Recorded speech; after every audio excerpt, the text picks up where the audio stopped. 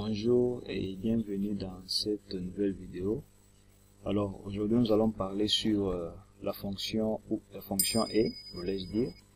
Donc dans la vidéo précédente nous avons eu à parler sur la fonction ou, et on avait eu à traiter ce petit tableau et tout en suivant ces petites explications qui étaient ici. Et aujourd'hui nous allons parler sur la fonction et, contrairement à la fonction ou. La fonction ou, comme je l'avais dit, lui, avec un seul argument, il nous affichait directement ici, la vérification était déjà vraie. Donc, dès qu'il y a déjà un argument qui est vrai, déjà pour lui, c'est déjà vrai comme vérification. Contrairement à la fonction et que nous allons voir aujourd'hui, la fonction et lui affiche vrai, c'est lorsque les deux arguments sont vérifiés. S'il arrivait seulement qu'un argument n'est pas vérifié, eh bien, vous n'aurez pas de résultat vrai à la fin. Donc, il faut que les deux soient vraiment vérifiés. Et là, donc, je peux enlever les deux ici.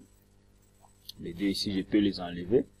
Donc, pour rester avec ça, pour dire si le test sera vrai, si test 1 et test 2 sont vérifiés, donc sont vrais. Si les deux ne sont pas vrais, eh bien, on n'aura pas la vérification ne sera pas vraie.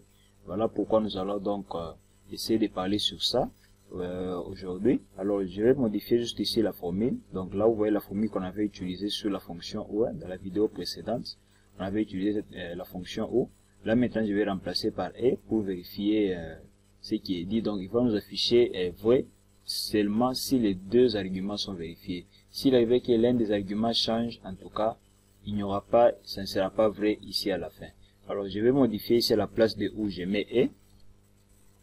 Donc je mets et, la fonction et, voilà, et je fais entrer. Bon, là, il me dit déjà vrai parce qu'il vérifie déjà ces critères qui est là. Alors, je vais défiler jusqu'ici en bas.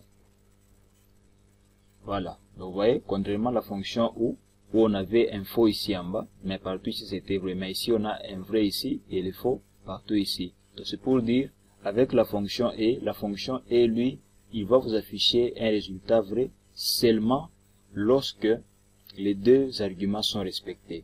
Donc, prenons dans les cas ici, prenons par exemple si un élève, il est obligé de réussir dans les deux cours. Alors qu'il arrive par exemple, au lieu qu'il puisse réussir dans les deux cours, il réussit seulement au premier test, au deuxième test il échoue, et bien là avec la fonction et il est strict, il va vous dire non, c'est faux.